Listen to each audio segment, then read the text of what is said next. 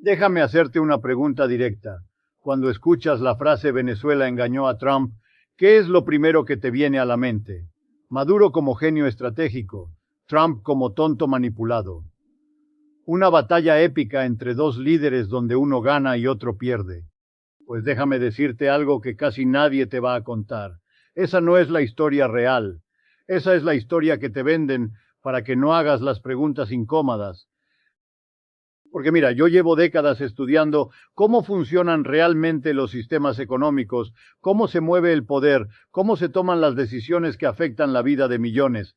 Y te puedo asegurar una cosa, cada vez que te presentan un conflicto internacional, como si fuera una partida de ajedrez entre dos jugadores brillantes, hay algo que te están ocultando deliberadamente. ¿Y sabes qué es lo que te ocultan? A la gente que pone el cuerpo, a los trabajadores que pagan la cuenta, a las familias que pierden el empleo cuando dos élites deciden jugar su juego de poder. Entonces hoy vamos a hacer algo diferente. No vamos a celebrar la supuesta genialidad de Maduro ni a burlarnos de la torpeza de Trump. Vamos a preguntarnos algo mucho más fundamental. Cuando dos potencias chocan, cuando dos gobiernos se enfrentan, cuando el petróleo venezolano se convierte en campo de batalla geopolítica, ¿quién termina pagando realmente? ¿Quién absorbe el costo material de esa jugada maestra? Y te adelanto la respuesta para que sepas hacia dónde vamos. No son los presidentes, no son los estrategas, no son los generales ni los ministros que aparecen en las conferencias de prensa con sus trajes impecables. Son los trabajadores petroleros venezolanos que llevan años sin recibir un salario digno. Son las familias en Caracas que pasan 18 horas diarias sin electricidad. Son los obreros estadounidenses a quienes les dicen que su enemigo está en Caracas y no en Wall Street. Son los trabajadores chinos en refinerías que procesan crudo venezolano bajo condiciones que nunca aparecen en los informes triunfalistas sobre la nueva ruta de la seda. Esa es la verdadera historia. Y eso es lo que vamos a desentrañar juntos ahora mismo. Empecemos por lo básico, por el dato concreto que casi todos los análisis pasan por alto cuando hablan de Venezuela. Este país tiene las reservas probadas de petróleo más grandes del planeta. Estamos hablando de aproximadamente 300.000 millones de barriles. Es un número tan grande que cuesta procesarlo. Para que te hagas una idea, esas reservas representan casi el 17% del petróleo mundial conocido. Es más que Arabia Saudita, es más que Canadá, es más que Rusia. Venezuela, devastada económicamente, sancionada, bloqueada, sigue sentada literalmente sobre un océano subterráneo de energía. Ahora bien, aquí viene la primera pregunta incómoda que quiero que te hagas conmigo. Si Venezuela tiene tanta riqueza enterrada, ¿por qué su población vive en condiciones tan precarias? Según datos del Programa Mundial de Alimentos de las Naciones Unidas, publicados en febrero de 2024, cerca de 9 millones de venezolanos, casi un tercio de la población, enfrenta inseguridad alimentaria. 9 millones de personas en un país que debería estar nadando en recursos. La respuesta oficial desde Washington siempre ha sido clara. Es culpa del socialismo, de la mala gestión, del autoritarismo de Maduro. Y mira, yo no voy a defender a Maduro, no estoy aquí para eso. Pero si crees que la pobreza en Venezuela se explica únicamente por las decisiones internas del gobierno venezolano, estás dejando fuera una pieza enorme del rompecabezas.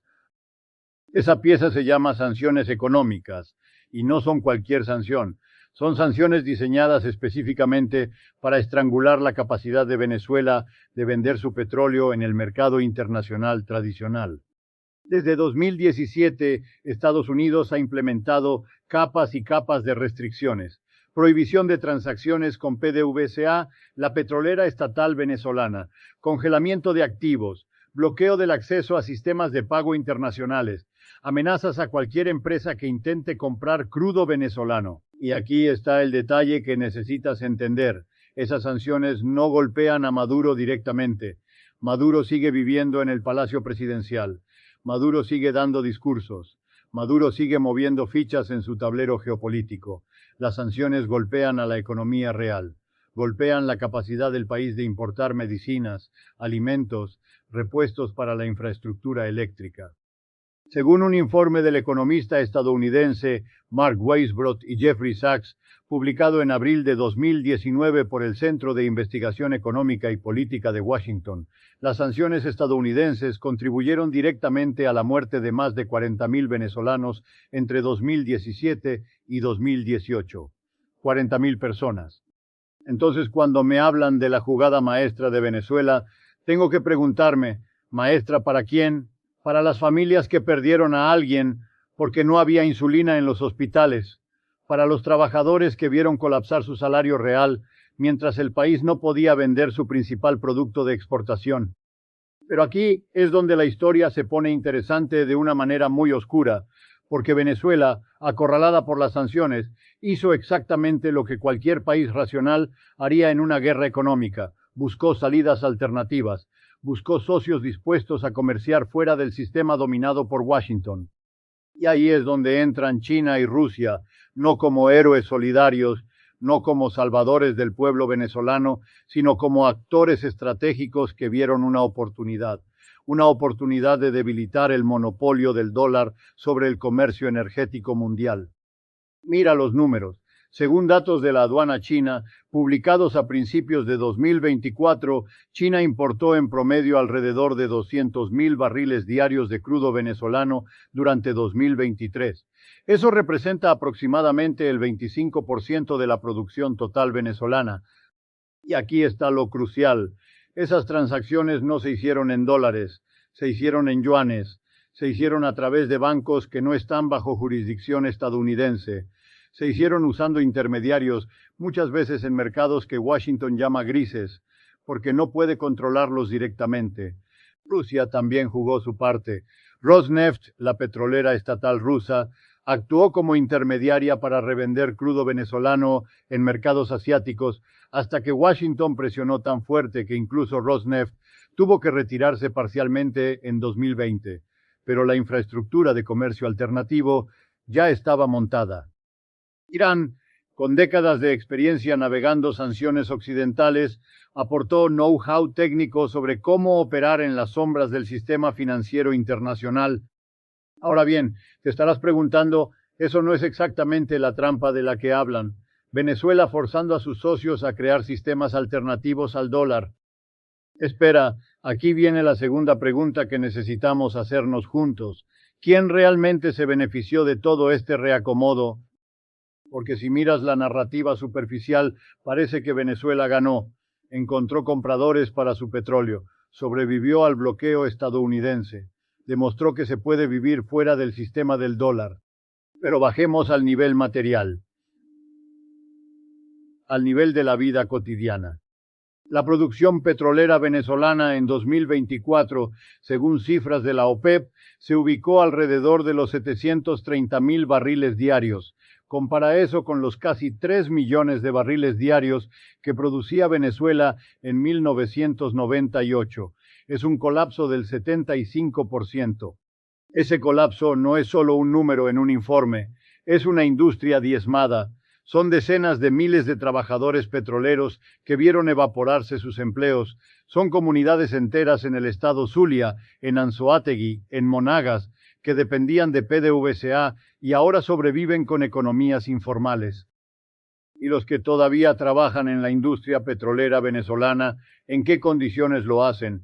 Según testimonios recogidos por organizaciones sindicales independientes en 2023, un trabajador petrolero en Venezuela gana en promedio entre 30 y 50 dólares mensuales. 30 dólares al mes en un país donde el costo de una canasta básica de alimentos supera los 200 dólares. Entonces, cuando China compra petróleo venezolano a precios con descuento, cuando paga en yuanes en lugar de dólares, cuando crea toda esta arquitectura alternativa, ¿le está haciendo un favor al trabajador petrolero venezolano? ¿O simplemente está aprovechando la debilidad estructural de un país sancionado para conseguir energía barata?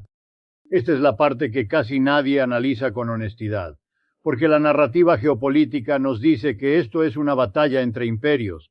Estados Unidos defendiendo su hegemonía del dólar contra potencias emergentes como China y Rusia que quieren crear un orden multipolar.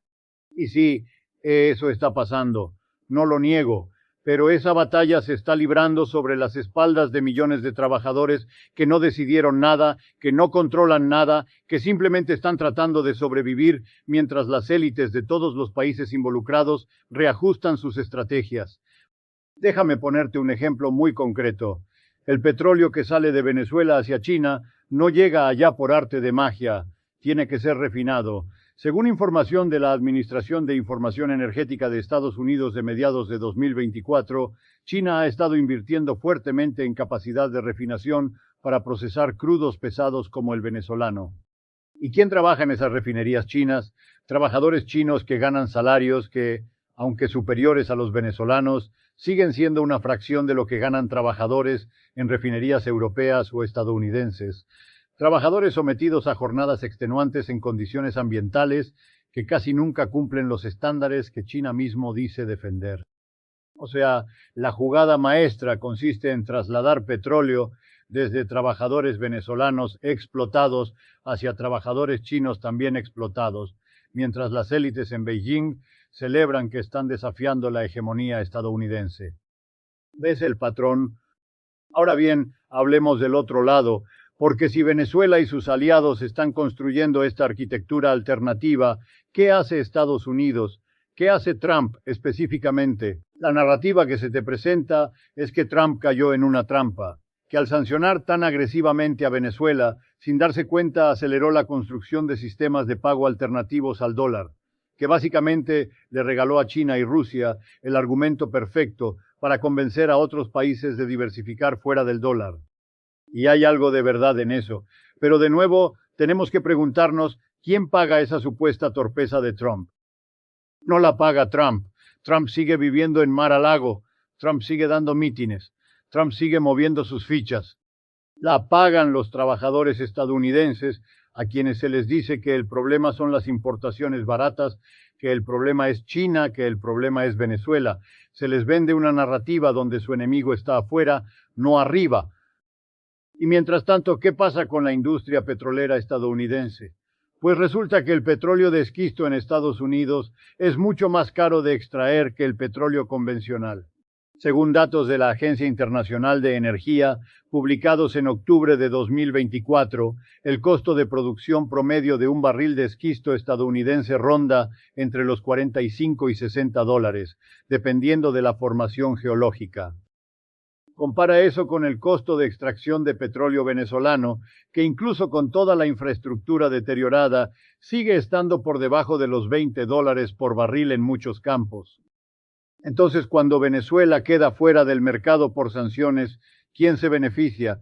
Las empresas petroleras estadounidenses que pueden vender su crudo más caro sin competencia venezolana.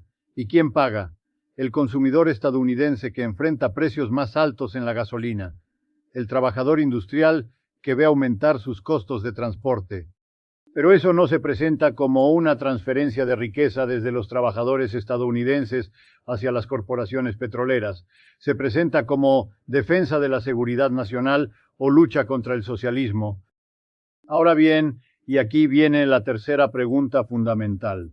¿Qué significa realmente que se esté erosionando la hegemonía del dólar? Porque ese término se usa mucho, pero rara vez se explica qué implica en la vida cotidiana de la gente común. El dólar no es solo un billete verde, es el eje alrededor del cual se organizó el comercio internacional desde 1944, desde Bretton Woods. Cuando se rompió el vínculo con el oro en 1971, se creó el sistema del petrodólar. Básicamente, Estados Unidos llegó a acuerdos, particularmente con Arabia Saudita y otros productores del Golfo Pérsico, para que el petróleo se vendiera exclusivamente en dólares. Eso creó una demanda estructural de dólares en todo el mundo.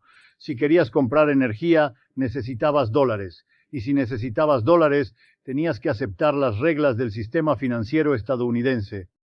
Esa arquitectura le permitió a Estados Unidos algo extraordinario. Pudo imprimir su moneda, emitir deuda en su propia moneda y nunca enfrentar las consecuencias inmediatas que enfrentaría cualquier otro país. Si México imprime pesos sin respaldo, el peso colapsa.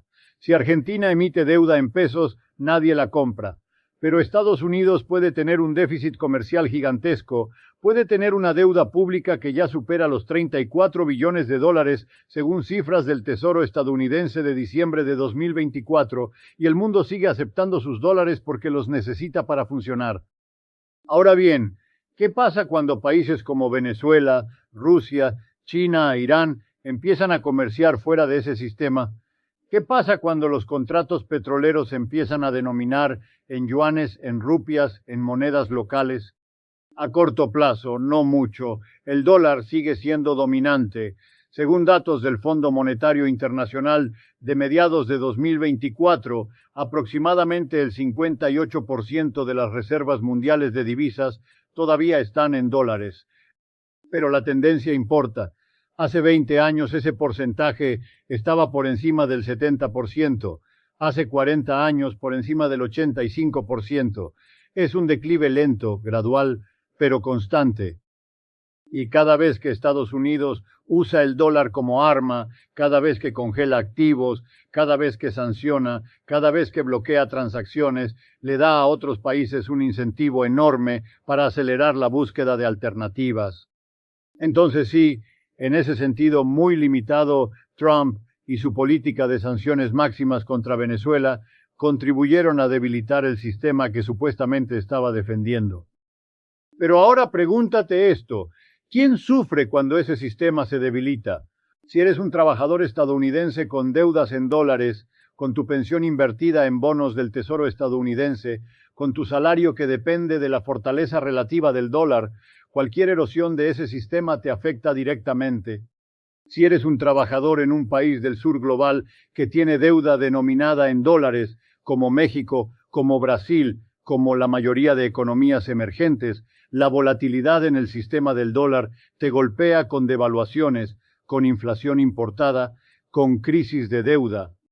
O sea, cuando se habla de que Venezuela engañó a Trump y debilitó el dólar, lo que realmente está pasando es que las tensiones entre élites están creando inestabilidad que los trabajadores de todos los países van a pagar. Y aquí está la ironía más oscura de todas. China, que se presenta como la alternativa, como el polo que está construyendo un orden más justo, está realmente ofreciendo algo diferente. Mira lo que está pasando en África, en América Latina, en Asia Central. China ofrece préstamos, inversión en infraestructura, comercio en yuanes, pero esos préstamos vienen con condiciones, vienen con cláusulas de soberanía limitada, vienen con proyectos que priorizan los intereses estratégicos chinos. Zambia, por ejemplo, según reportes de Bloomberg de agosto de 2023, debe más de 6.000 millones de dólares a acreedores chinos y ha tenido que entregar el control de activos estratégicos como garantía. Sri Lanka tuvo que ceder el control del puerto de Hambantota a China por 99 años después de no poder pagar su deuda, según documentó The New York Times en junio de 2018. Entonces la pregunta real no es si China está ofreciendo una alternativa al sistema estadounidense.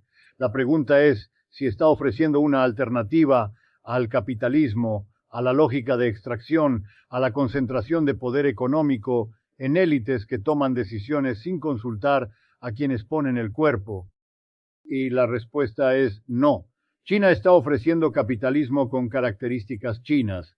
Otro patrón, otras reglas, pero la misma estructura fundamental donde los trabajadores obedecen y las élites deciden. Volvamos entonces a Venezuela. Volvamos a la supuesta jugada maestra. De verdad en que Venezuela logró sobrevivir a un bloqueo que estaba diseñado para estrangularla económicamente, logró mantener flujos de petróleo, logró forzar la creación de canales alternativos de comercio. Pero si evaluamos esto desde la perspectiva de los trabajadores venezolanos, la historia es completamente diferente. La producción petrolera colapsó, los salarios se evaporaron, la infraestructura se desmoronó. Más de 7 millones de venezolanos han emigrado desde 2014, según datos de ACNUR de septiembre de 2024. 7 millones de personas que tuvieron que abandonar su país. Esa es la jugada maestra. Millones de personas desplazadas mientras las élites en Caracas, en Washington, en Beijing, en Moscú mueven fichas en su tablero geopolítico. Y lo más grave es que esta dinámica no es única de Venezuela, es el patrón que se repite una y otra vez. Cuando hay conflictos entre potencias, cuando hay guerras comerciales, cuando hay sanciones y bloqueos, son siempre los trabajadores quienes absorben el costo. Los trabajadores estadounidenses a quienes les dicen que su enemigo está en Caracas, los trabajadores venezolanos que no pueden alimentar a sus familias, los trabajadores en refinerías procesando crudo barato, los trabajadores rusos cuyos salarios se devoran por la inflación mientras su país juega juegos geopolíticos. Todos perdiendo mientras las élites de todos los países se reparten el botín.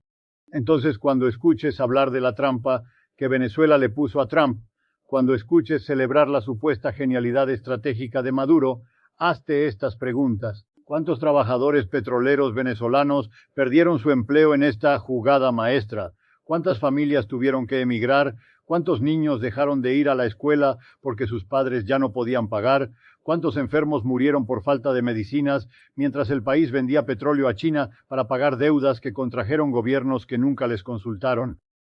Y del otro lado, ¿cuántos trabajadores estadounidenses están pagando precios más altos por la gasolina mientras las petroleras aumentan sus ganancias? ¿Cuántos están endeudados mientras se les dice que su problema son los venezolanos, los chinos, los mexicanos? Porque esa es la verdadera trampa, no la trampa que Venezuela le puso a Trump, la trampa que el sistema capitalista global le pone a todos los trabajadores del mundo. La trampa de hacernos creer que nuestros intereses están con las élites de nuestro país contra las élites de otros países, cuando en realidad nuestros intereses están con los trabajadores de todos los países contra las élites que nos explotan a todos.